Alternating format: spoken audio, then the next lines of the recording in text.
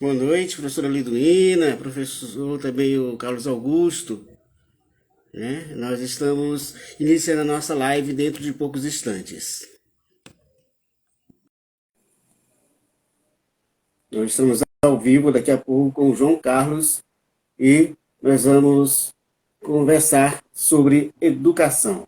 Boa noite, João Carlos, seja bem-vindo ao nosso projeto Boa Live noite, Conexão. Casa Nova. Tudo bom? Tudo ótimo. Ok. Então, nosso bate-papo de hoje, na verdade, é sobre educação como instrumento transformador da sociedade. Eu gostaria primeiro de fazer uma introdução, por que conversar com o João Carlos sobre esse assunto, né? Bom, no jornalismo, a gente acaba aprendendo, e faz parte da profissão, ser um observador da sociedade. E agora, em tempos de redes sociais, a gente precisa mais estar atento para essas questões. E o jovem João Carlos, ele vem se destacando nas redes sociais com opiniões muito equilibradas, apesar da sua pouca idade. Então, a gente pensou assim, por que não conversar com o João Carlos, já que ele tem feito algumas intervenções nas redes sociais muito bem colocadas, com fundamento científico, e é disso que a gente gosta, de conversar com pessoas inteligentes, capazes e abertas ao diálogo, certo? Nós estamos vivendo momentos difíceis na educação brasileira, né? Hoje, por exemplo, chegou a receber a informação de que o nosso ministro da Educação simplesmente afirmou que crianças com deficiência trabalham as demais crianças a aprenderem. Ou seja, nós estamos vivendo um retrocesso absurdo na educação brasileira, né? E aí a gente até brinca, né? Eu acho que Pestalozzi, justamente com o famoso professor Rivail, que hoje é mais conhecido como Allan Kardec, e foram os primeiros a trabalhar a ideia de que crianças com deficiência poderiam aprender. E ele está vivendo esse retrocesso todo nesse momento. Nós vamos conversar com o João Carlos, né, estudante de Direito, né, e recentemente eleito presidente do PSOL, que é um partido mais à esquerda, né, e que tem um projeto para Bacabal e deve ter para o Brasil. Mas nosso foco será a gente entender a educação como um instrumento transformador da sociedade. Boa noite, todos vocês que estão circulando na live. Bom, João Carlos, a bola está com você. Para você, o que é a educação? Bartolomeu, aquele abraço. Casa Nova e a todos aí um forte abraço, boa noite. A gente vai debater esse tema que é fundamental. Hoje nós vimos que a Câmara voltou com os trabalhos aqui em Bacabal, a Câmara Municipal, e eu creio que seja importantíssimo nós começarmos, além da saúde, que passa como pauta imprescindível de se discutir nesse momento de pandemia, que a gente tem agora a diminuição dos casos por conta da vacinação, é imprescindível que nós discutamos também a educação. Não é? Nós temos aí um fato atípico, que foi a pandemia, o trancamento das escolas, muitas escolas tendo que se ver sua formatação institucional totalmente trocada, porque agora o aluno não vem mais para a escola, é a aula híbrida, o professor não está preparado para lidar com esse tipo de situação, a gente tem pessoas que não têm proficiência para lidar com a internet, tanto pais, quanto alunos, quanto professores, né? Porque é uma coisa que foi forçada. Muito embora nós tivéssemos a realidade educacional como a cada dia mais digitalizada, né? A gente viu os cursos aí à distância, por exemplo, que a Universidade Estadual do Maranhão promove, agora se tornou um imperativo pelas causalidades aí a que nós estamos cercados. A educação, eu confesso que na minha vida pessoal, foi fator decisivo para eu fazer as escolhas que dizem respeito ao meu destino e também ao destino de outras pessoas. Veja, lá no segundo ano, a gente começa a ter aquele dilema, desde, na verdade, do primeiro ano do ensino médio, sobre que profissão seguir. E certamente isso passa pelo ambiente escolar. É ali que nós temos a maior discussão, troca de experiências, de vidas, de sonhos com os nossos colegas e com as exigências, para ver, exigências que o mundo vai oferecer para a gente. Perdão, gente. Então, a gente vai começar a ficar pensando, eu vou para cá, eu vou para lá, eu vou para onde? E é certo que uma diretriz tem que ser dada a nós, ou nascer em nós, para que nós possamos fazer essa escolha, segundo o que nós achamos que é o certo para a vida. No segundo ano, especificamente no ensino médio, lá no Colégio Militar, eu comecei a me deparar com grandes questões que não diziam respeito somente ao que a minha vida individual significava. Eu comecei a ter uma preocupação com a sociedade, porque eu ficava imaginando Casa Nova. Inclusive, eu fiz lá no Colégio Militar, nós temos uma espécie não, é uma palestra que cada aluno tem que dar ali na Ordem Unida, antes da gente entrar na sala de aula. Então, o aluno palestra para toda a escola, e aí a gente vai fazendo por ordem de chamada, até que um dia você vai ser o palestrante. Eu usei o meu tempo, lá no terceiro ano do ensino médio, para fazer uma crítica sobre o Colégio Militar. E isso ali foi a culminância de uma série de acontecimentos que me fizeram pensar o porquê da educação. E o porquê da educação é justamente transformar a realidade. Para que eu tenho um conhecimento que veio de outras pessoas? Para que eu tenho um conhecimento que não foi descoberto por mim, passado a mim na escola, absorvido por mim na escola? Para que eu tenho isso se for só para conservar do jeito que está? A educação, na minha concepção, não deve ser algo conservador no sentido de eu aprendi isso aqui e já não há mais barreiras para transcender ali. Aquele ali é a ponta do conhecimento. Na verdade, não. Eu creio que o conhecimento seja uma base para que nós consigamos outros conhecimentos e para que esses conhecimentos não nos sirvam apenas como pessoas individuais.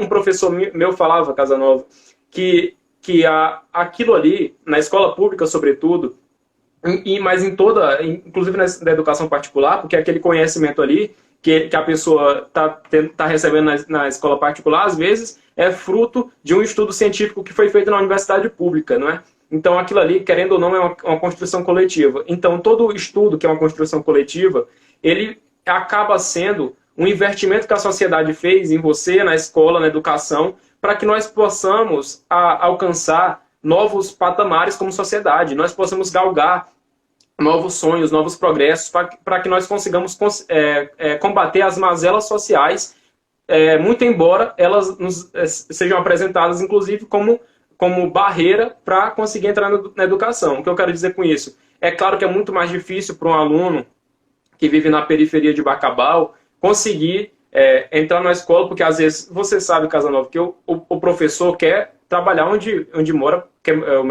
quer trabalhar perto de onde mora, na verdade, isso é certo. Então, o professor que vai para a zona rural, às vezes vai deslocado ali longe da família, então a cabeça dele está lá onde a sua família está. E da mesma forma, quem mora no centro da cidade para ir para a periferia. Então, nós começamos a ter uns problemas que dizem respeito ao endereço da pessoa. Então, é claro que algumas situações são impostas às pessoas como barreiras, seja a cor da pele, seja o endereço, como barreiras que impedem dela ter igualdades formais mesmo, de conseguir ingressar na universidade, por exemplo. É fato isso, não é discussão meramente aqui abstrata, que alunos, por exemplo, que têm pais formados no ensino superior, têm notas maiores do Enem. Isso é dado da realidade. Então, a educação da sua família influencia na sua educação. Então, por todos esses motivos, eu acredito que a educação, e aí aqui dando testemunho da minha própria vida, onde eu faço Direito na Universidade Estadual do Maranhão, estudei minha vida toda em escola pública, com muito sacrifício dos meus pais, que não fizeram ensino superior. Inclusive, meu pai não chegou a fazer o ensino superior por conta também da família, né, que muito cedo se casou. Então, ele terminou o ensino médio e poderia ter tudo para ingressar na universidade. E não pôde, infelizmente. Ele agora faleceu há alguns meses atrás, pela Covid, e o sonho dele era ver a gente se formando. Infelizmente, ele não vai poder ver esse sonho se realizar, mas assim como ele queria que eu me formasse, e meus irmãos também, eu tenho certeza que muitos pais sonham com a formação dos seus filhos. E é nesse sentido que nós, como sociedade, devemos nos sensibilizar para entender que a educação não é um lugar que você coloca simplesmente seus filhos para você poder ali se desocupar. Não é isso. A educação é um pilar fundamental para o desenvolvimento de qualquer sociedade. E é para isso que a gente luta. Inclusive pelo concurso, como a gente está lutando agora, para que os professores tenham independência e mais qualidade de trabalho. Muito bem. Carlos, ou melhor, João Carlos, né? Para você, com uma educação, pode mudar o mundo. É, é engraçado, Casanova, porque toda vez que a gente vai fazer uma redação no Enem, um clássico que a gente faz lá nas conclusões, lá na conclusão, é falar que a educação, que o governo tem que investir em educação, não é para que as coisas mudem. E como é que a educação vai mudar o mundo na prática? Será que é só colocando escolas novas? Será que é só garantindo que o professor tenha um salário bom? É sobre isso? Eu creio, essa pergunta é uma pergunta aberta, mas eu creio que a educação, por si só, como eu falei antes, que ela é a passagem de conhecimento de uma geração para outra, ela não vai ser instrumento de mudança se ela for vista numa perspectiva de construção do meu eu individual. Eu creio que o ponto de partida da educação deve ser: eu vou ser médico, eu vou ser professor, eu vou ser enfermeiro. O pensamento, eu vou ser político, como foi a minha escolha, não como profissão, mas porque senti de vocação. A minha vontade mesmo é de ser professor, né? Mas eu vou me dedicar a minha vida à política também. O que é que vem por trás dessa minha escolha? É uma vontade de ascensão individual na minha carreira, ali na minha vida, que eu tenho uma estabilidade financeira. É só isso? Ou realmente é entender minha carreira como minha função social? A função social do médico, por exemplo, é ajudar na saúde das pessoas. A função social do professor é ajudar na emancipação e na formação de novos cidadãos. Você não está formando um profissional para o mercado apenas, você está formando um cidadão. Ser profissional é parte daquilo que um cidadão é, mas um cidadão não é só profissional. Um cidadão também é pai, um cidadão também é mãe, um cidadão também é amigo. Um cidadão, ele desempenha sua função de cidadão, propriamente dito, exercendo os papéis políticos. Então, eu acho que está dentro da concepção do para que o ensino serve.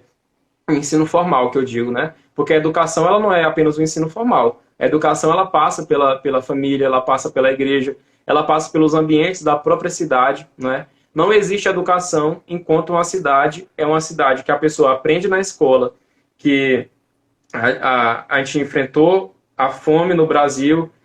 No século passado houve uma grande seca e muitas pessoas ficaram sem comer, e a pessoa estuda que o passado era mais retrógrado, era pior, e ela sai da porta da escola e ela fala: então eu estou no passado, porque o que ela vê na realidade é ali uma grande desigualdade. O que ela vê é esgoto passando na porta da escola dela enquanto ela está discutindo o saneamento básico na escola. O que ela vê é a saúde deteriorada. O que ela vê é uma pessoa não tendo, passando meses e meses para fazer uma consulta, para fazer um exame. O que ela vê é a pessoa tendo que viajar para outras cidades, porque aqui não tem a especialidade médica no SUS. Então é isso que ela vê. Eu acho que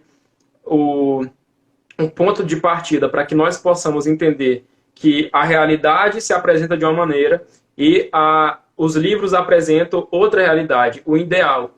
Então, a educação serve para a gente aprender com a história, que a gente aprenda com os conhecimentos que nos foram passados, seja na matemática, seja na biologia, seja na física, na química.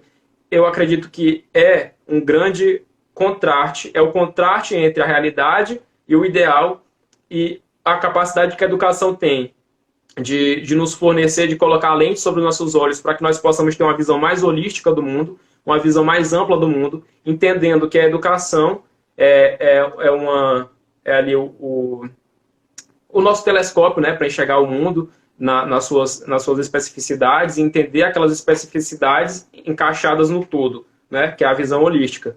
Eu acredito que a partir do momento que nós temos essa capacidade de fazer a educação ser uma educação para a cidadania, não para formar profissionais que não tenham flexibilidade, não para formar pessoas para uma fábrica para apenas seguir ordem, que serão pessoas que não terão criatividade, não para formar pessoas alienadas à política.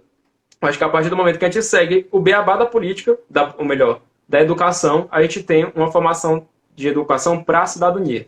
E é isso que falta. Nós temos conhecimento da realidade e entendemos que aquela realidade, ela não é imutável. E quem faz isso acontecer no final das contas, é a educação, além da educação formal, que é a educação também que a cidade fomenta, né? Assim, a cidade como polis, como convívio social, a sociedade como a praça na qual ela troca experiência com os amiguinhos. É a rua que tem arborização, é a qualidade de vida que a sociedade propicia como cidade, né? Eu acho que aquilo ali tudo, ela causa impactos na vida de uma criança, nessa educação infantil, é a boa alimentação que a criança tem. Então não pode falar de educação sem uma boa alimentação. Então são todas essas questões que, assim, respondendo essa pergunta em um sentido mais amplo, né, como é que ela muda a realidade? Primeiro, que mudar a realidade já é um posicionamento que nós temos que ter, né? Porque nem todos têm o posicionamento de mudar a realidade. Alguns se favorecem com a realidade do jeito que ela é. Então, esse entendimento, ele não se faz do dia para a noite, ele se faz justamente pelas visões que nós temos a partir da educação. Educação que não é só escola, é família, educação que é igreja, educação que são todas as instituições que a pessoa passa. E para isso a gente tem que ter um pacto. Porque se cada um trabalha de forma diferente, às vezes a gente tem ali uma pessoa sendo jogada para um lado e jogada para o outro. Então, se houver um pacto da sociedade para entender onde a gente quer chegar daqui a 10, 20, 30 anos, nós vamos ter uma educação que segue metas, que segue objetivos e consegue propiciar a sua sociedade, realmente de forma planejada, algum fim, né? Que esse fim seja a mudança social. Muito bom. Então, aqui, é verdade, é necessário que tenha a união para ver o equilíbrio, diz aqui a nossa amiga Mariana, né? E, João Carlos, a educação, ela tem caráter político? Certamente. Isso, a gente vê vários teóricos trabalhando esse assunto. Primeiro que o fato de a educação hoje ser secular, né? Não é só para um clero ali, né? O fato da educação ser uma coisa mais universalizada foi uma decisão de cunho político. É fato, Casanova, que a política hoje está muito desacreditada. A política é vista como um jogo de interesses obscuros de pessoas individualmente querendo construir o seu patrimônio particular ou construir seu império. A política, na verdade, ela é o campo de decisão coletiva. Certamente, como as instituições da sociedade pertencem à sociedade, escolher que rumos elas tomarão, e aqui trabalhando a escola, por exemplo, mas também as outras instituições, até as que não são públicas, para escolher que rumos elas vão tomar, nós temos que tomar uma decisão política. E uma decisão política é a seguinte: hoje, que rumo a nossa educação está tomando? Qual é a política que está sendo aplicada, política pública, qual é a concepção pedagógica que está sendo aplicada na educação? Eu acho que entender todos esses fatores querendo ou não, um entendimento político, e mudá-los é um entendimento político também. Porque você quer conservar a sociedade que está, ou você quer realmente fazer com que ela progrida? É uma decisão.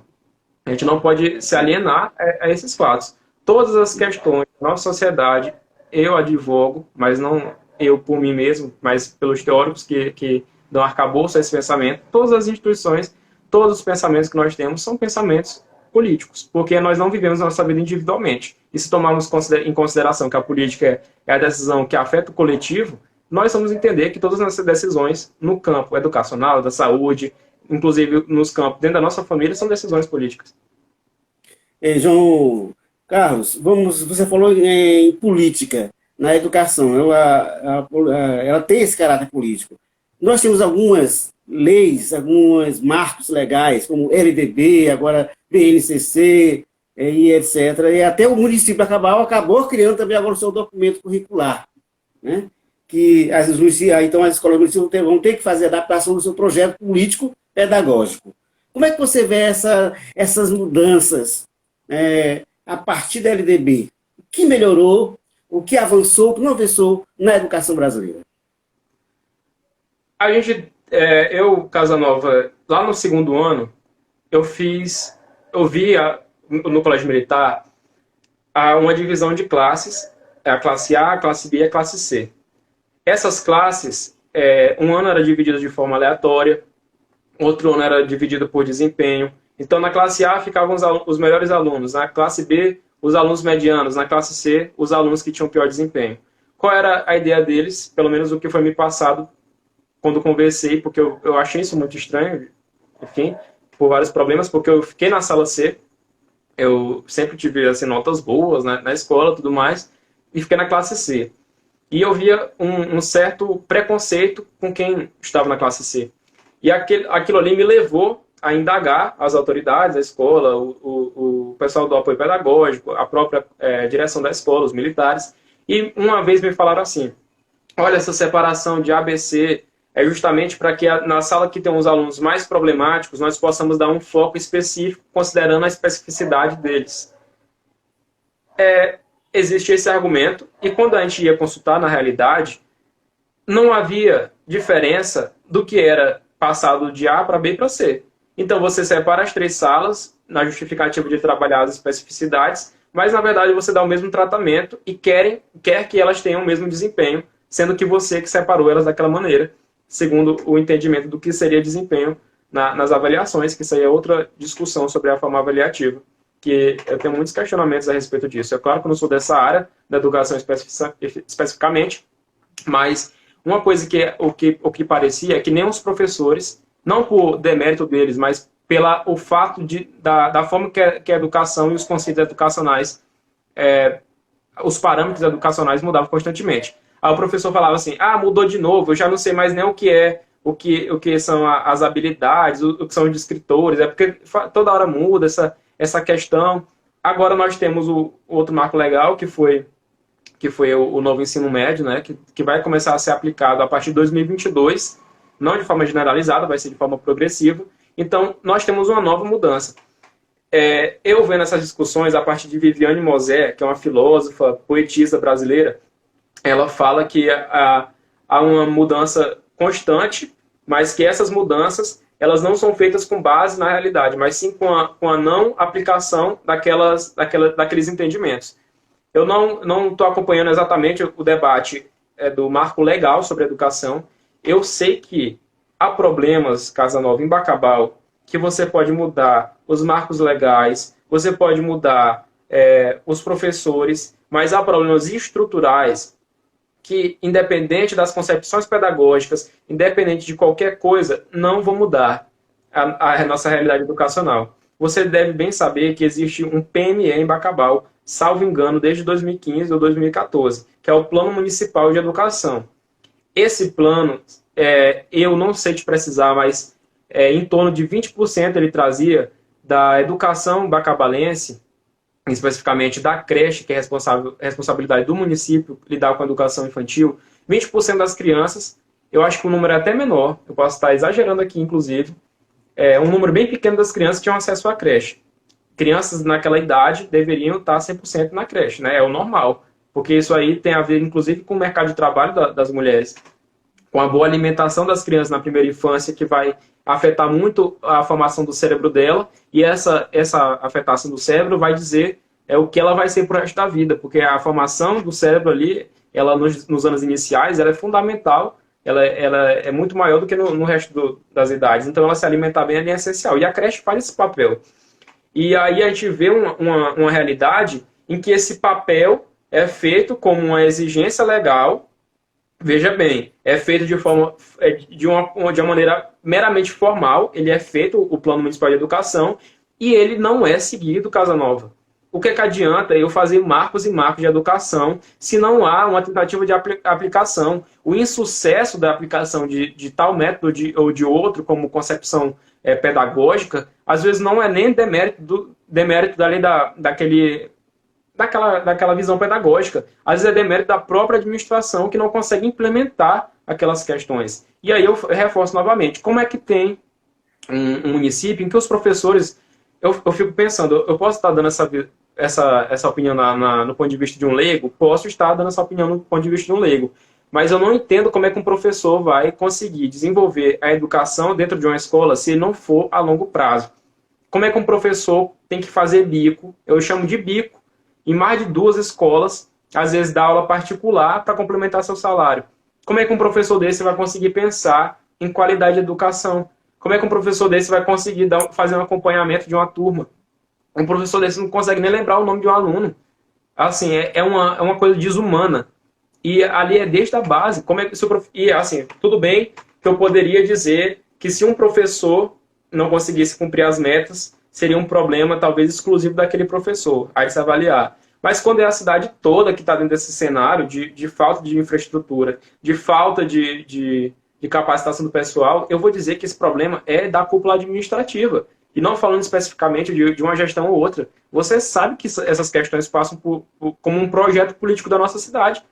O projeto é não ter projeto. Tem um projeto do ponto de vista formal, mas não tem aplicação dele. Se você for pegar quantas matrículas aumentaram da implementação daquele plano municipal de educação, que é feito ali sem um amplo debate da sociedade, a sociedade não se apropria daquele plano para exigir, como é que aquele aumento de matrícula se deu? Será que se deu realmente? Eu posso falar bem aqui sobre o risco da minha reputação estar em jogo, que não se avançou naquele PME. E não foi apenas pela impossibilidade da realidade. Foi porque nem se tentou implementar. Não vi nenhuma política sendo desenvolvida nesse sentido. Nós temos 4 creches, que eu tenho ciência, que estão 4 obras de creche paradas em Bacabal. 2 na Coab, outro no Novo Bacabal, outra ali na Antônio Lobo. Enfim, se você for pensar nesse sentido, como é que a gente vai aumentar a matrícula se nem a obra é entregue? Não vai dar. Não vai dar. E assim, obviamente que eu não preciso cumprir, ou melhor, eu devo cumprir, mas se eu não conseguir na execução, foi uma falha de execução. Mas se eu nem tento, aí já é uma questão mais de caso pensado, né? Muito bem. Gilmar, como a educação ela pode combater a pobreza? Isso retoma as discussões que nós tivemos aqui desde o começo. Como a educação pode transformar a realidade. É certo que se a gente pensar na educação como a creche, ali os primeiros anos do ensino fundamental menor, o fundamental maior, o ensino médio bem feito e a universidade, a gente vai pensar, aquela pessoa vai sair da universidade, vai sair muito mais preparada, vai conseguir muito mais fácil um emprego, mas eu começo a pensar que a realidade talvez não seja nem essa, sabe, Casanova? Porque se a gente pensar na educação de forma isolada, a gente vai acabar esquecendo dos outros fatores da nossa sociedade. O desemprego em Bacabal, por exemplo, mas no Maranhão, no Brasil, em todos os estados, ele é uma realidade geral. E essa crise de desemprego é uma crise global, inclusive. Por quê? Porque os postos de trabalho cada vez mais vêm sendo ocupados pelas máquinas. E se a gente não colocar isso em questão para pensar o futuro, nós vamos estar fabricando, aqui no sentido mesmo quase literal, pessoas, alunos, para uma sociedade que daqui a 5 anos não existirá mais. Então, no sentido da pobreza, a pobreza eu posso falar, eu fiz até um vídeo falando sobre pobreza. Eu posso entender a pobreza no sentido material da coisa, no sentido econômico da coisa. Eu posso entender a pobreza no sentido cultural. Eu posso entender a pobreza no sentido educacional, como um fim em si. Há várias dimensões. Mas eu pego aqui uma coisa que nós podemos trabalhar, que eu creio que a educação não pode ser trabalhada de forma isolada. Eu fiz um artigo falando que quem educa é a cidade.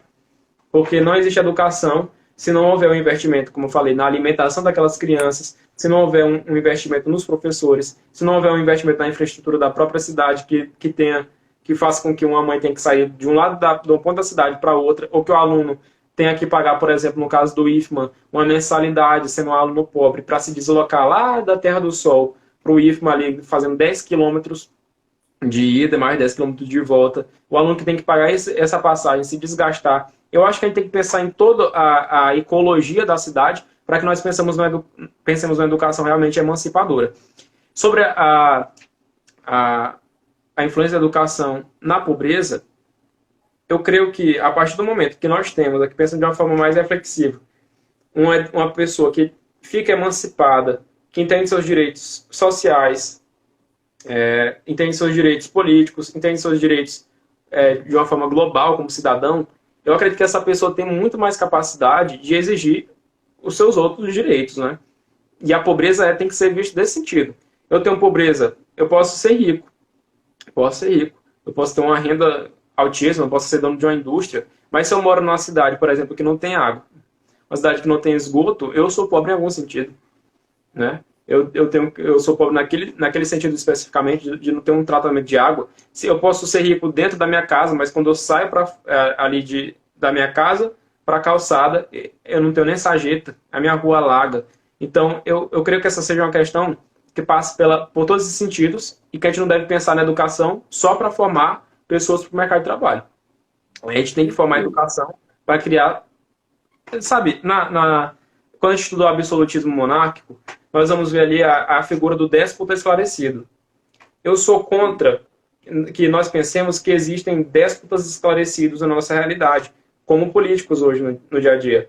Que o político vai simplesmente garantir os nossos direitos que já foram assegurados na Constituição Federal de 88. Eu não creio que as coisas, os direitos vão cair do céu. E eles passam justamente pelo entendimento educacional da família, das instituições, da escola, propriamente dito, de garantir que aquela pessoa seja empoderada no sentido de entender o que é que ela é no mundo.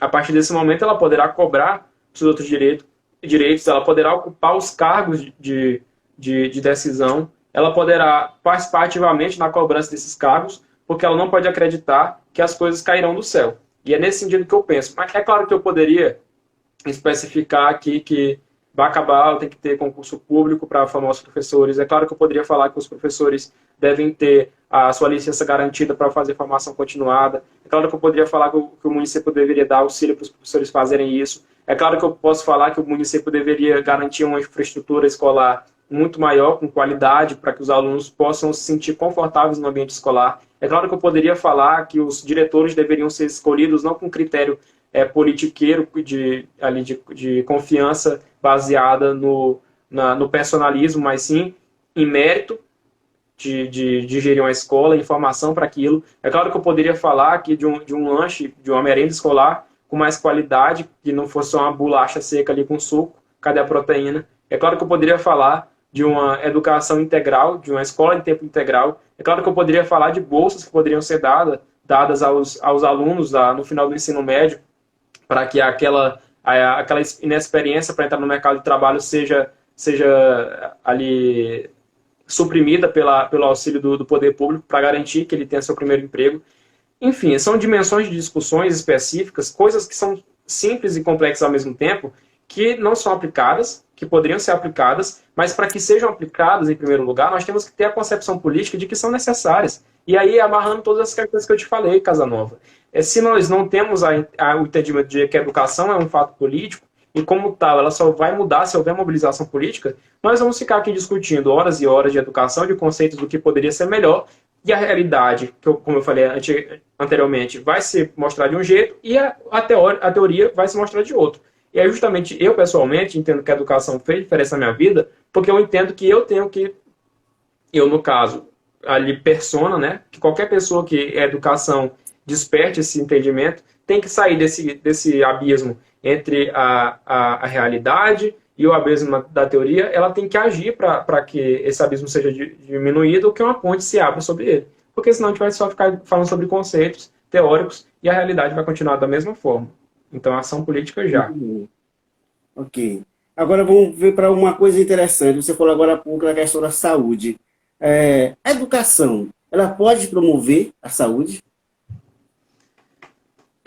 Quando eu estava falando sobre saúde há algum tempo atrás, dentro da discussão das eleições municipais, eu falei que o papel do município devia muito mais do que se preocupar. Na verdade, isso é constitucional, né? Esse é o Pacto Federativo. O município não tem o papel de cuidar da alta complexidade, por exemplo, dentro da saúde, cuidar das UTIs. É claro que se ele fizer, ele vai ajudar. Mas, por exemplo, um município que não tem um grande estrutura, ele tem que pensar em alocação de recursos e prioridade.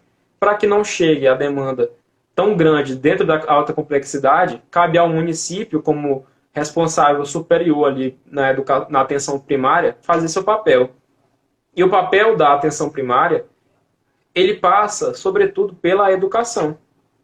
Pela educação. E educação, novamente, não no sentido necessário da educação formal. Não é porque uma pessoa não foi para a escola, não terminou seus estudos, que ela não tem a capacidade de ser ensinada sobre uma educação alimentar, por exemplo. Existe uma educação que é informal. que o município pode fazer através das instituições responsáveis pela administração ali da saúde, pela gestão da saúde no município. Eu digo aqui, a porta de entrada do SUS, onde é? Né, a atenção primária. Quem é que cuida principalmente dessa atenção primária? Não é a saúde da família? Não é o médico do posto, não é o agente de saúde que cuida ali da pessoa.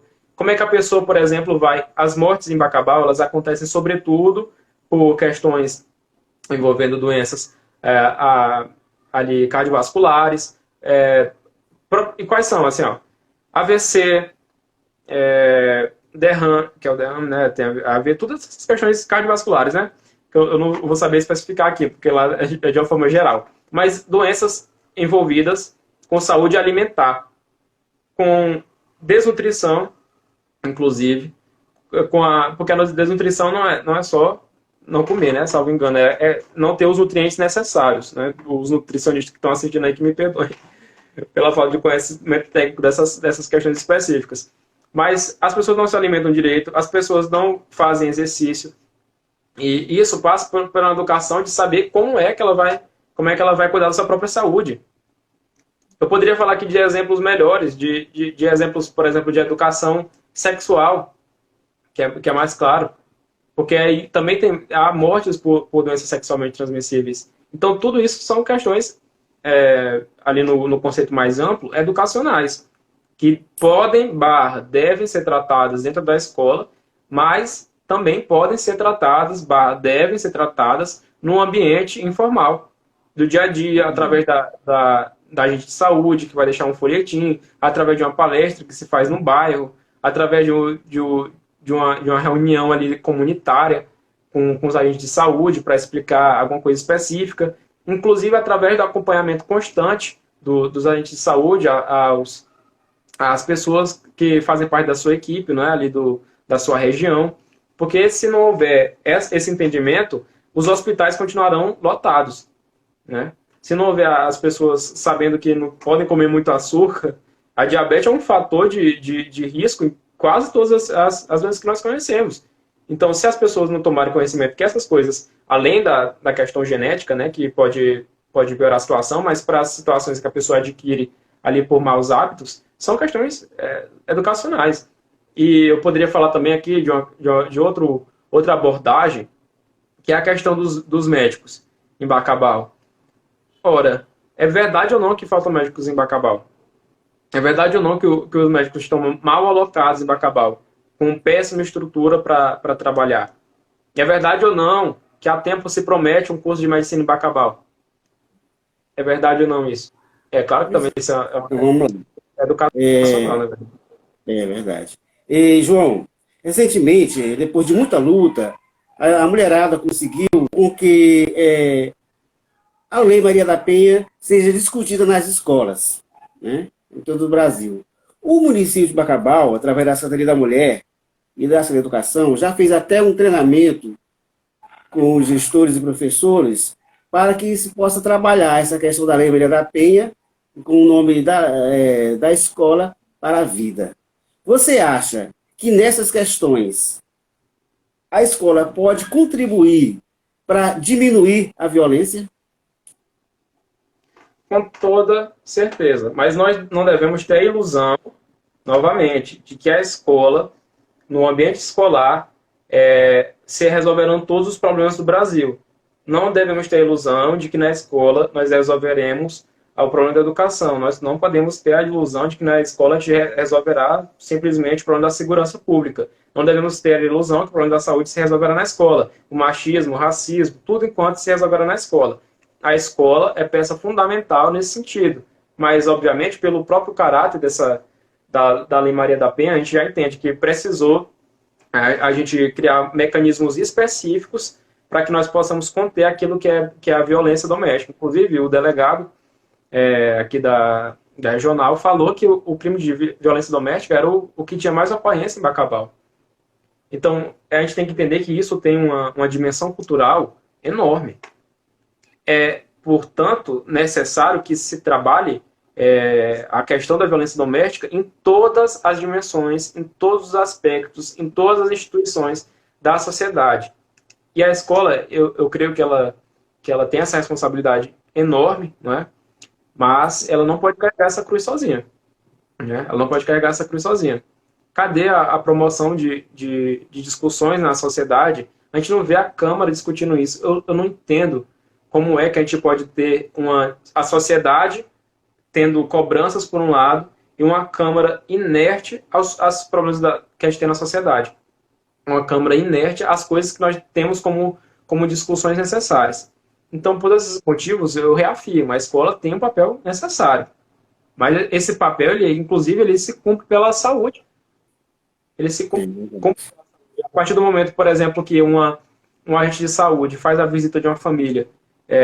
Eu posso estar aqui falando de uma coisa que não esteja nos marcos legais, mas eu estou falando aqui do mundo ideal.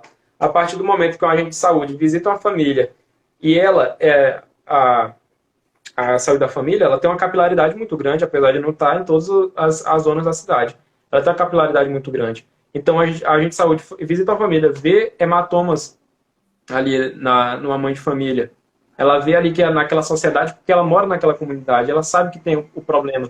Qual é o papel da agente de saúde nesse sentido? É certo que os problemas são multidimensionais, passa por uma dimensão...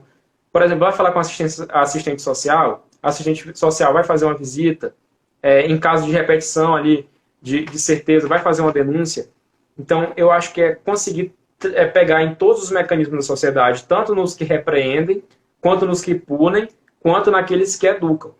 E a educação nesse sentido, com certeza, é necessário. E que não se desenvolvam, porque eu estava lá no colégio militar, que foi a experiência que eu tive, né? Eu não posso falar da experiência de outra escola. E direto iam palestrantes para lá, né? Interrompia-se toda ali as aulas regulares, e todos os alunos iam para a quadra da escola para ouvir uma palestra. Eu tenho uma crítica muito grande, eu confesso, à chamada metodologia dos dias D.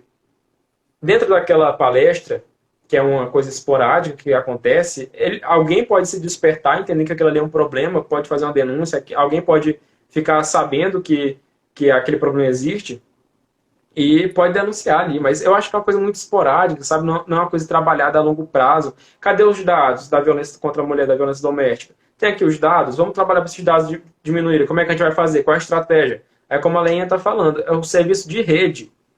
Se não houver um serviço de rede, não vai funcionar. É a instituição que faz esse papel. A igreja, inclusive, pode fazer esse papel também.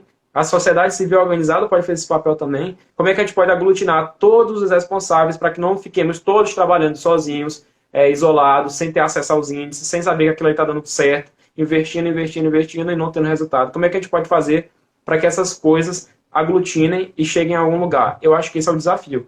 Não podemos ficar só em dias em semana da Cotal, porque aquilo ali não tem efeito a longo prazo. Ele pode ter um efeito esporádico, pode ter um efeito ali no momento, mas a longo prazo não tem. Isso passa certamente por uma questão de gestão sobre a coisa toda, né? Sobre a coisa pública. Exatamente. Bom, para vocês que estão entrando agora, nós estamos conversando com o João Carlos sobre a educação como instrumento transformador da sociedade. E agora nós vamos falar de uma coisa interessante. Você que faz parte do curso de Direito, você acha que a educação ela pode garantir o acesso aos direitos básicos do cidadão? A educação, na sua dimensão cidadã, inclusive eu estou com um projeto em mente, que é o de fornecer algumas palestras pelas escolas a partir de um projeto de extensão, mas a gente tem que ver isso, como é que vai ser aplicado dentro da universidade.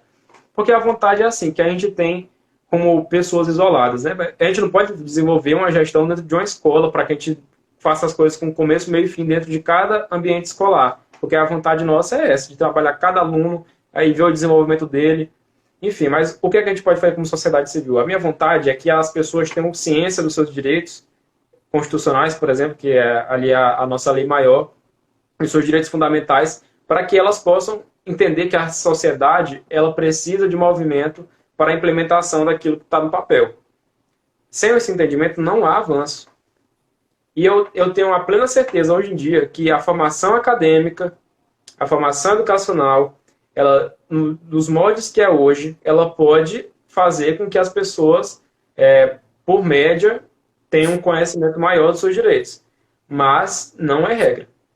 Não é porque a pessoa tem ensino superior que ela vai ter conhecimento da sua realidade, dos seus direitos. Não é porque a pessoa tem o curso de direito que a pessoa, por exemplo, vai ser ativista nos direitos das pessoas fora da visão profissional. Então, eu vi muitos casos, inclusive nessa pandemia, que me deixaram assim pensativo sobre se o nosso ensino superior, principalmente, está falhando ou não, porque as pessoas não têm uma noção de metodologia científica. E aí eu fui até pesquisar com os colegas meus, outras pessoas que já passaram pela universidade, qual tinha sido a experiência dela na matéria de metodologia científica, né? A maioria das pessoas sente que não aprendeu nada, a maioria das pessoas foi traumatizada com o professor e tal. Eu mesmo tive uma experiência muito, assim, diferente, né? E aí, se pela universidade a gente às vezes não consegue conseguir essa consciência no ensino superior, né? Que muitos pensam que é ali o antro ali da sabedoria, né, acadêmica, nem sempre, né? A gente tem um ensino superior às vezes defasado, muitas vezes pela falta de proficiência lá dentro, desde o ensino médio. E um ensino às vezes voltado para o mercado de trabalho que deixa tão técnico a coisa toda que ninguém tem um arcabouço mais teórico sobre as coisas.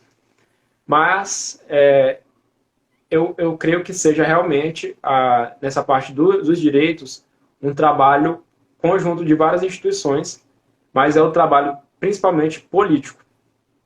O entendimento dos direitos e a ação diante da falta deles é um trabalho político. Ok. Um dos grandes problemas que a humanidade enfrenta hoje é a questão do cuidar da sua casa comum, nós podemos chamar do planeta, né? Terra. Como é que você vê essa questão? A educação também pode contribuir de forma mais efetiva para a proteção do meio ambiente? Eu participei da jornada ecológica agora, promovida pelo Frei João Guiz, pelo Fórum Ecológico de Bacabal, e esse foi o foco da discussão, educação ambiental, principalmente a nível municipal. Existe uma lei estadual, por exemplo, no Maranhão, que fala sobre a educação ambiental. A educação ambiental ela pode ser vista em dois âmbitos, e é daí que eu tirei esse conceito de educação formal e não informal, que eu estava trabalhando aqui antes. É no mesmo sentido que é operado na educação ambiental. A educação ambiental ela tem sua dimensão formal, que pode ser trabalhada tanto como uma matéria específica, mas em muitos lugares ela é trabalhada de forma transversal, né, de maneira transversal entre as matérias, e tem a educação informal. Como é que se dá essa educação informal? O marco regulatório, ele traz algumas instituições que têm o papel de promover, né, essa discussão na sociedade de um plano municipal de educação ambiental. Em Bacabal não existe essa discussão sobre educação ambiental. Pelo menos não no âmbito da sociedade. Às vezes fica ali essa discussão entre algumas pessoas que têm interesse nesse assunto, alguns ativistas, fica ali às vezes essa discussão entre alguns técnicos da Secretaria de Meio Ambiente, mas não passa daquilo. E o interesse da educação ambiental é justamente trabalhar nos âmbitos que fogem ao ambiente que naturalmente se discute aquilo, que é o ambiente dos já interessados, dos já convertidos e do ambiente ali de quem é obrigado por dever de ofício trabalhar com essas questões. Então, é possível trabalhar, deve ser regulamentado no município de Bacabal, por exemplo, a lei estadual já existe, e a Secretaria Municipal de Educação Ambiental ela deve ser munida de mais capacidade operacional e ela deve ter um aporte financeiro maior, porque hoje em dia ela não tem relevância. E os temas ambientais em Bacabal, os grandes temas, eles não são debatidos no debate público. Eu posso falar aqui, elencar algumas problemáticas de grande importância, quais sejam a problemática do aterro sanitário, a problemática do Lago do Xexé, o Lago da Brisa, Lago da Brisa mesmo, que para onde vai aquela galeria que passa pelo centro de Bacabal, sem tratamento algum. Eu posso falar sobre a questão da falta de planejamento e esse aumento grande de construções de loteamentos que estão sendo feitos com licenciamento ambiental assim, um pouco esquisito, leve, ali, vou fazer um eufemismo. A gente tem lugares que não alagavam antes, alagando, nós temos a destruição ali da BR por conta possivelmente por conta de um loteamento que se instaurou ali num lugar que a água escoava e aquela água agora está passando pela BR, destruindo as coisas. Nós temos aí casas que podem futuramente estar rachando. Nós temos... Olha, uma coisa que aconteceu, eu acho que foi em Alagoas. A cidade, uns bairros estão afundando por causa da exploração de algumas empresas do Salgema, salvo engano, esse é o nome, do Salgema, que é um material ali, uma matéria-prima para fazer algumas coisas, alguns produtos e subprodutos.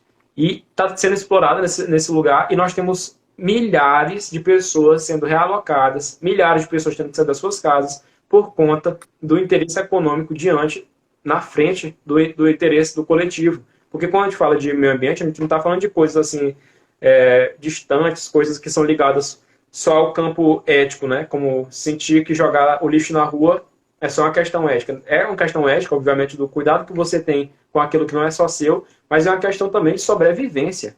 Vamos ser claros. Não é só questão de abraçador de árvore, é questão de sobrevivência. Nós temos um relatório recente da ONU aí que atesta que nós já temos condições irreversíveis relacionadas às mudanças climáticas, que nós possamos entender a dimensão desse problema para reagir à altura dessa problemática. Inclusive, isso tem que se refletir no poder público, dando mais importância para a Secretaria de Meio Ambiente, por exemplo, como uma grande coordenadora desses trabalhos. Obrigado, Eilenha. Ok. Bom, gente, João Carlos, eu tinha assim, vários pontos de questionamentos para te fazer com relação à educação como instrumento transformador da sociedade. Mas a galera está me dizendo aqui que você tem o direito para 1 hora de live, né? É isso? Eu creio que tem mudado para 4 horas, né? Não sei se mudou de novo para 1, mas... No Instagram? No Instagram. Certo, então vamos continuar, né? Vamos falar agora de umas coisas mais que interessam a todo mundo nesse momento pandêmico, né? Ativo que nós estamos vivenciando. A educação, ela pode aumentar a felicidade das pessoas? Felicidade. Eu vou recorrer novamente a Rubem Alves, sobre o qual fiz um vídeo um dia desse, que foi um educador brasileiro, e ele fala que a gestão da cidade é a gestão da felicidade. O que significa felicidade? A felicidade, muitos diriam que é uma questão relativa, é uma questão que diz respeito ao entendimento próprio de cada sujeito, uma questão subjetiva. Mas eu diria que aqui, dentro de um conceito baseado no que o Rubem Alves falou, eu acredito que a felicidade seja a exploração constante da vida, e o grau de felicidade está ligado às capacidades que você tem de explorar esses campos possíveis da vida até que ela se vá. Né? Dentro da nossa sociedade atual, a sociedade ela é baseada num padrão de consumo. A sociedade é uma questão material. Além de estar falando da felicidade como estado de espírito, mas a sociedade atual vê, eu digo isso de uma maneira que especulativa, não estou afirmando isso de uma maneira teórica, mas para a gente refletir mesmo sobre isso, ela é ligada ao material, ao que você tem. Quando é que você sente um pico de felicidade? A felicidade, ela não é um ser, ela é um estado transitório, né? Entre uma felicidade e outra, há um outro sentimento, seja uma tristeza. A felicidade não é uma constante. Não tem como a gente ser feliz sempre, porque quem é feliz sempre nunca é feliz, né? Porque a felicidade é um estado de transição, de um momento menos feliz para um momento mais feliz, ou de um momento infeliz para um momento feliz. Se a sociedade, hoje em dia, não vê a sua felicidade como uma coisa mais espiritual, envolvendo o campo mais subjetivo da cultura, da arte, da religião, e acaba pregando ali, vinculando a sua felicidade ao material, infelizmente nós vamos ter uma sociedade cheia de pessoas infelizes. Porque as condições subjetivas podem ser dificilmente alcançadas pela reflexão, mas elas, sendo a felicidade uma coisa com um lastro de materialidade, do que você consome, do que você não consome. Estou feliz se eu tenho um iPhone, estou feliz se eu tenho um carro do ano, estou feliz se eu tenho uma casona, sou feliz se eu tenho uma boa renda. Se essas condições são as condições para ser feliz, como muitas pessoas pensam, as pessoas nunca serão felizes. Elas estarão correndo atrás constantemente de uma felicidade que não existe. De uma felicidade que ela não vai ser alcançada, porque as condições objetivas da sociedade, apesar da gente não ter uma sociedade com a, com a, com a mobilidade social tão limitada como era antigamente, nós temos uma pessoa que nasce ali dentro da pobreza, é muito mais difícil uma pessoa dessa ir para o topo de uma elite bilionária. Uma vez, é muito interessante, assim, 1 milhão de segundos diferenciando o milionário do bilionário. 1 milhão de segundos é determinada quantidade de tempo, se eu não me engano, 11 dias, eu não tenho certeza, mas é uma coisa absurda assim. E 1 bilhão de segundos significa anos e anos, centenas de anos. Então essa é a diferença do milionário para o bilionário. Se você pensa que você vai ser bilionário só trabalhando, ganhando salário ali, você pode ganhar 100 mil reais por mês. Se o seu pensamento é ser bilionário para ser feliz, você pode, sendo assalariado, você pode ganhar 100 mil reais todo mês, durante um ano, aquilo ali vai dar 1 milhão e 200. Né? Durante 10 anos, aquilo ali vai dar, deixa eu contar direitinho aqui, desculpa aí, professor de matemática, vai dar 12 milhões de reais. Durante 100 anos, aquilo ali vai dar 120 milhões. Se eu conseguir colocar o zero certo, é alguma coisa nesse sentido. Mesmo que eu não esteja certo nos números, é esse o pensamento. Que certas coisas são um horizonte tão distante que nos vão manter numa constante tristeza. Se eu posso falar que o contrário da felicidade é a tristeza, se eu tenho esse direito. Eu vejo, por exemplo, o caso, eu vou usar essa figura, mas eu posso estar sendo infeliz nessa comparação, por exemplo, do Whindersson Nunes. Pessoalmente, fiquei pensando numa pessoa, mais claramente, ela pode ter chegado no topo na sua vida, na sociedade, no que uma pessoa rica pode ser. Pode ter um jatinho, pode ter um carrão, pode ter uma casona, e mesmo assim ela pode ser infeliz. Eu não estou fazendo aqui aquela apologia da pobreza. Não me confundam. Eu não estou fazendo apologia da pobreza. Eu não estou dizendo que uma pessoa, para ser feliz, precisa ser pobre. Eu estou dizendo que uma pessoa que é rica não necessariamente vai ser feliz. E é por isso que eu digo que a nossa sociedade não pode deixar como lastro uma coisa tão material. Uma coisa que às vezes é tão inalcançável por tantas pessoas. Se você já andou aqui por Bacabal, você sabe como é a vida das pessoas mais pobres. E eu digo isso, eu sou pobre. Eu não sou rico, não. Eu sou pobre. Mas tem gente que só um celular para dizer que é feliz mexendo no TikTok, que é feliz mexendo no Twitter, que é feliz assistindo um vídeo no YouTube. A gente não tem às vezes tem gente que não tem o que comer. Às vezes tem gente que não tem uma casa com de alvenaria. E a gente, às vezes, é mais infeliz que essa pessoa. Eu não estou fazendo apologia da pobreza. Eu só estou falando que as pessoas, às vezes, têm uma dimensão de felicidade diferente daquilo que a sociedade que se ocidentaliza, que trabalha com essa evolução de dinheiro, com essa acumulação de capital infinita. Eu acho que há muito para que se pensar aí se a nossa vida vale a pena viver só para desenvolver-se individualmente. A minha felicidade está em servir a um dever coletivo, falando pessoalmente sobre mim. Eu sou feliz, mesmo que eu não tenha nada, mesmo que vereador não fosse assalariado, mesmo que qualquer cargo político não fosse assalariado, eu sou feliz servindo a uma causa coletiva. Essa é a minha felicidade. O Marcelo Rio está numa mensagem dizendo, ó, no meu caso, no momento, a educação me realizou. Sobretudo, pela mudança de mentalidade e perspectiva de mudança futura de vida. Né? Vários jovens aqui entrando. Ele está falando aqui, Bartolomeu, a sua história de superação. A Leinha está falando, comentando. E muitas crianças precisam ouvir a história do Bartolomeu. Bom, vamos falar agora de democracia, né? Que está se sentindo assim, um pouco ameaçada nesse país, pela postura dos nossos líderes. Educação fortalece a democracia? Eu diria que a democracia fortalece a educação. E é uma dialética. A educação fortalece a democracia. E a democracia fortalece a educação. E assim a gente vai construindo cada vez mais democracia e cada vez mais educação.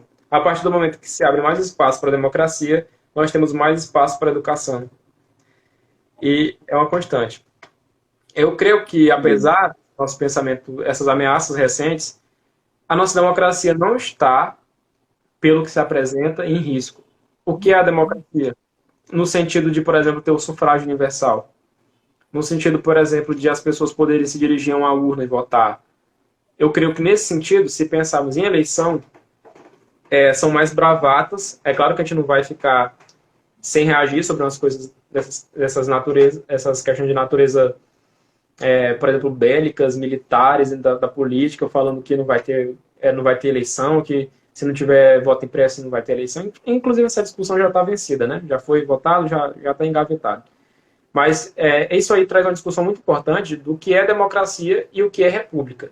Eu acredito que o comportamento do atual presidente da República, mas também do nosso prefeito, por exemplo, que não trata o cargo com a liturgia necessária, eu acredito que isso muito mais enfraquece, colocando, por exemplo, sobre desconfiança a mídia, sobre desconfiança às universidades, sobre desconfiança dos institutos de pesquisa, sobre desconfiança o IBGE, que é uma instituição consagrada, ou sobre desconfiança o INPE, sobre desconfiança às instituições de justiça. Eu creio que por esses motivos nós temos aí uma instabilidade das instituições republicanas.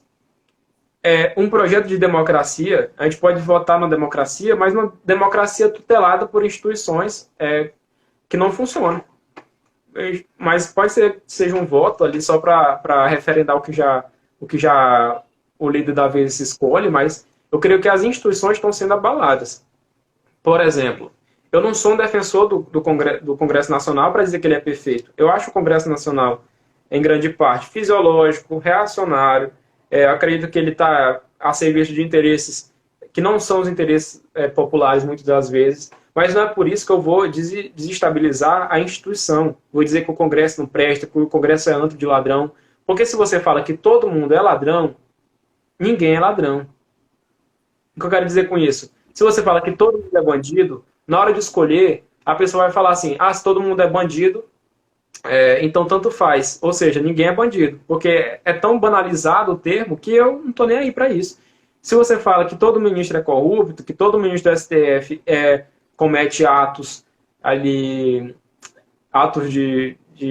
cunho não propriamente jurídicos, né? Você está falando que qualquer pessoa pode suspeitar de uma decisão, você pode falar que às vezes a justiça não é mais o lugar de se resolver as discussões, e aí você vai ter as pessoas parando de recorrer à justiça e vão resolver as coisas não como se imaginava, que na discussão ali pacífica, mas aí as pessoas vão para a autotutela, elas mesmas vão resolver as coisas na pancada, ninguém vai ter mais esperança nesse país, ninguém vai mais acreditar em instituição de pesquisa, ninguém mais vai aceitar que a ciência é verdadeira, todo mundo vai querer fazer o seu curandeirismo. Esse é o perigo que o Brasil passa hoje. Eu creio que seja esse o maior problema, que as instituições estão sob constante ameaça de instabilidade.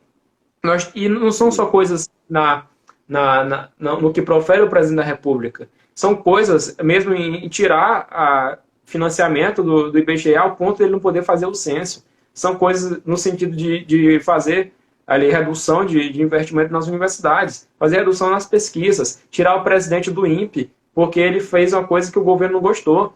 Então eu acho que dá para a gente ter um governo democrático e mais um governo que sacaneia com as instituições que a gente construiu há muito sangue, né? Que ainda dão a segurança às minorias desse país. Eu creio que a maior ameaça está sobre essa questão, é que a gente deve defender as instituições. Muito bom. Olha aí, está dizendo que vai sair porque o bebê acordou e está dizendo que você é um jovem brilhante. Obrigado, aí. Muito boas colocações, realmente ele é brilhante. O Bartolomeu, mas pense que uma democracia, usando a perspectiva de Norberto, né? Bobbio, né? Esse nome? Uma democracia permite a possibilidade de uma educação de qualidade, emancipadora, que, por conseguinte, fortalece a democracia.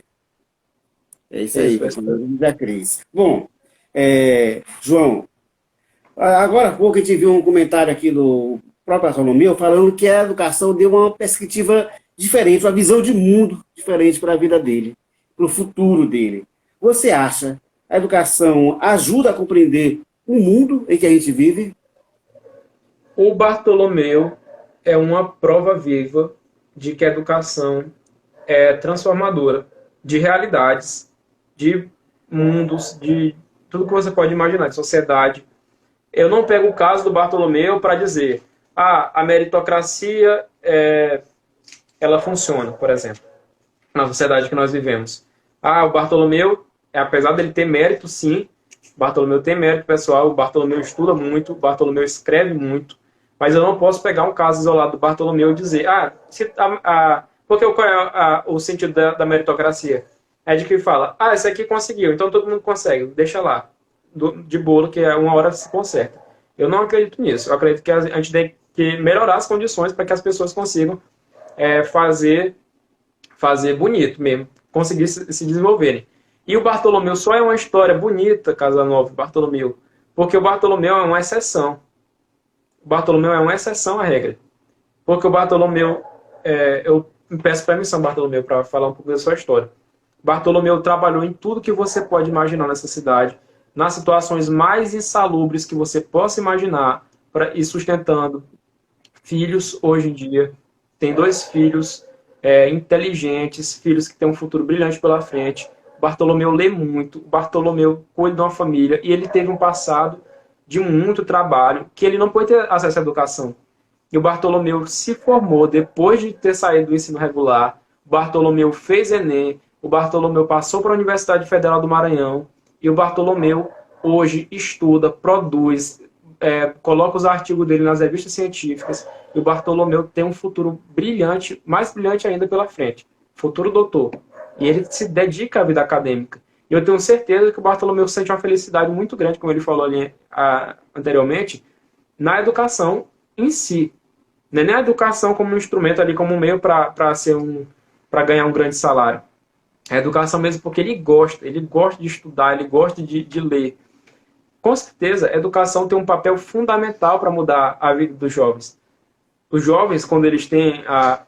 O Bartolomeu me falou uma coisa uma vez, Casanova, que eu fiquei refletindo que, apesar de eu ser pobre também, ter uma realidade difícil, eu nunca passei por essa situação. Porque o meu pai tinha uma questão de falar que a gente tinha que ir para a universidade, que a gente tinha que se formar, que tinha uma universidade para chegar. O Bartolomeu me falou uma vez que ele nem sabia que a universidade existia no ensino médio. Olha só, muitas famílias não têm perspectiva de nem seus filhos irem para a universidade. É uma questão que passa pela autoestima.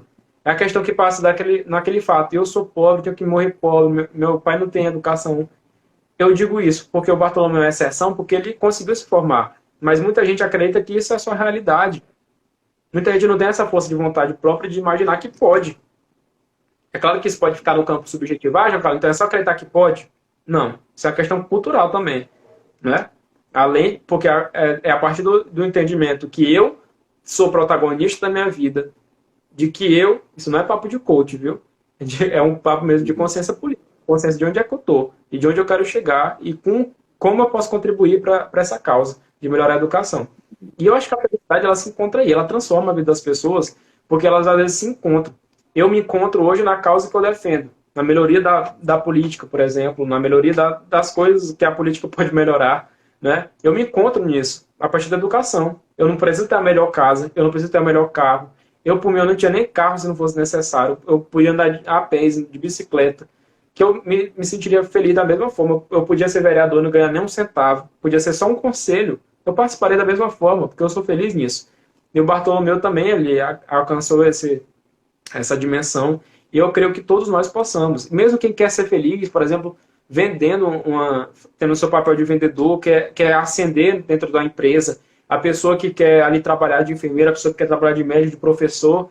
Então eu acho que sim, a partir do momento que a pessoa tem essa abertura de entender que ela pode ser aquilo que ela sonha, o meu fixado lá no Twitter é assim, ó, eu posso estar errando aqui nas palavras específicas, mas ele tem esse sentido, que o meu sonho, o meu desejo é fazer com que o mundo, ou o maior número de pessoas possíveis, possa ser aquilo que sonha.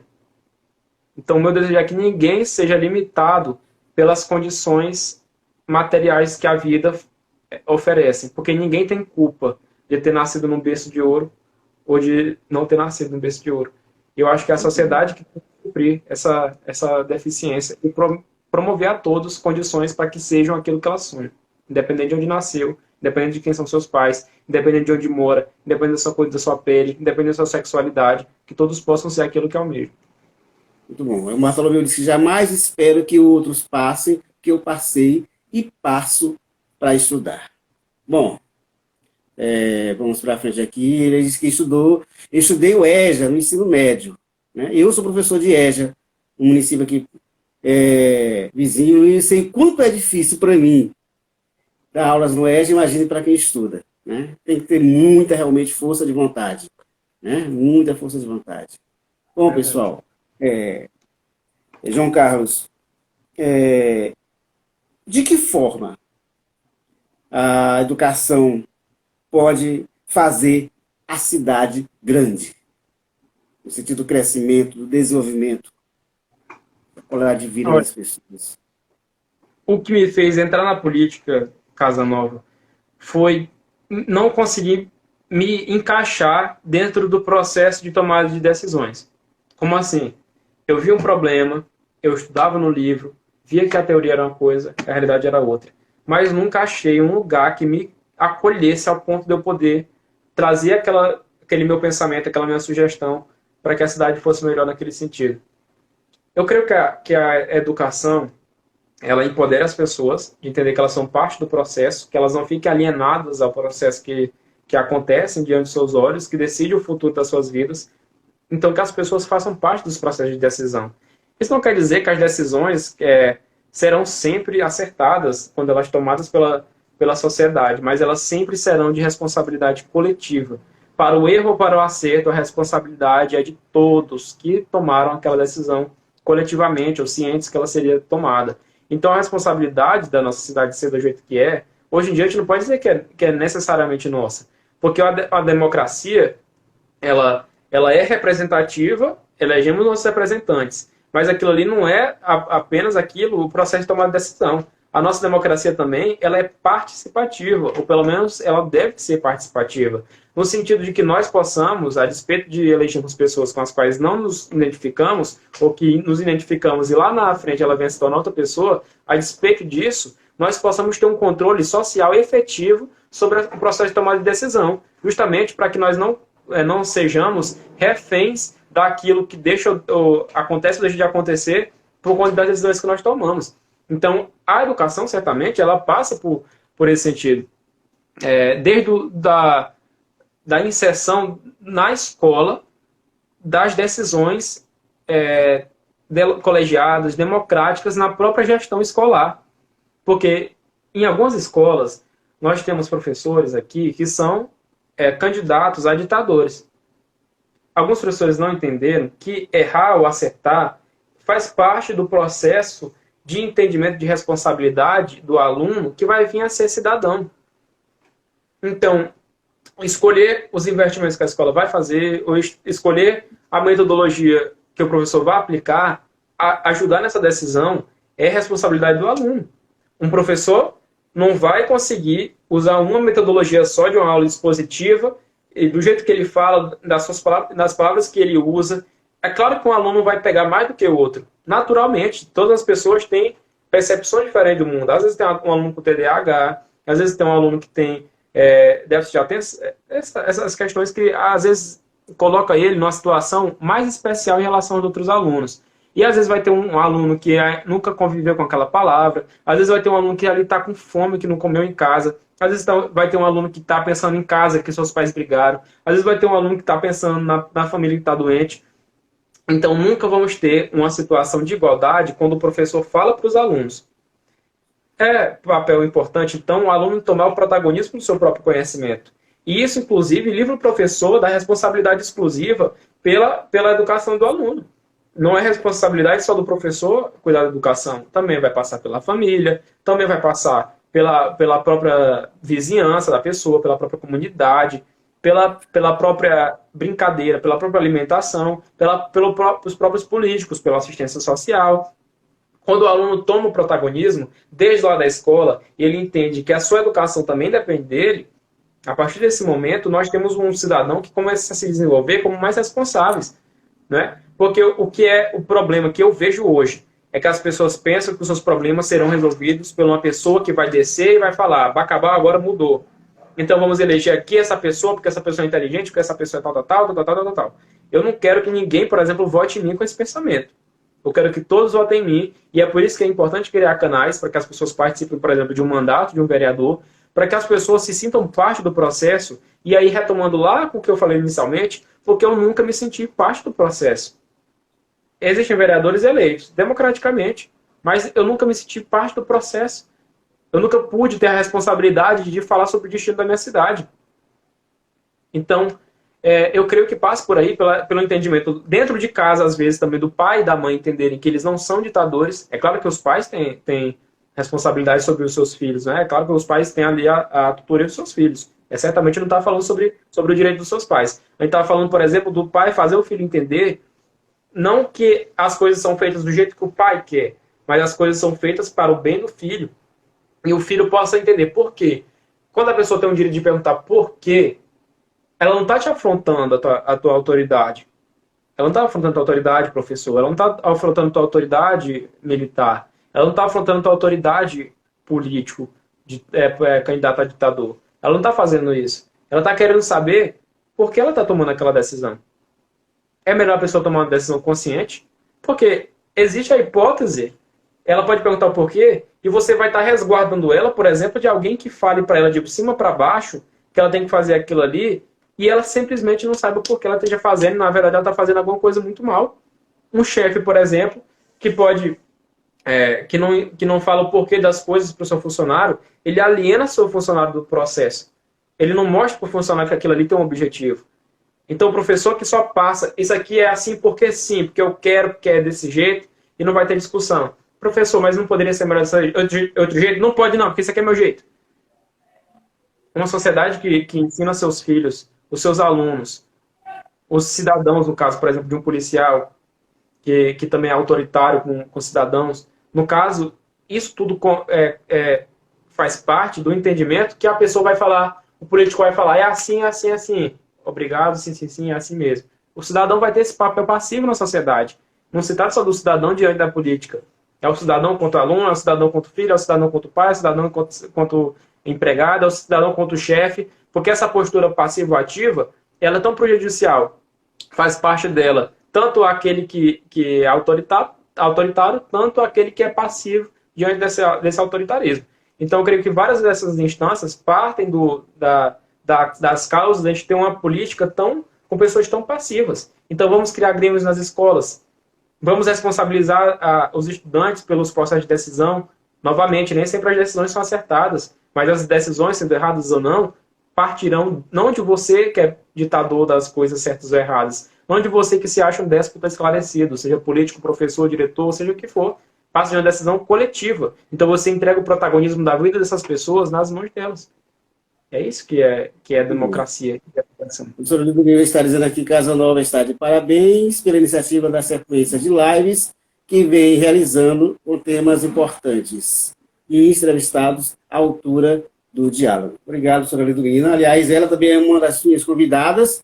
Né? Nos próximos meses ela vai estar aqui conversando também sobre educação, mas do ponto de vista pedagógico, com relação a esse ambiente que nós estamos vivendo, atípico de pandemia, de como nós vamos sair dessa, né?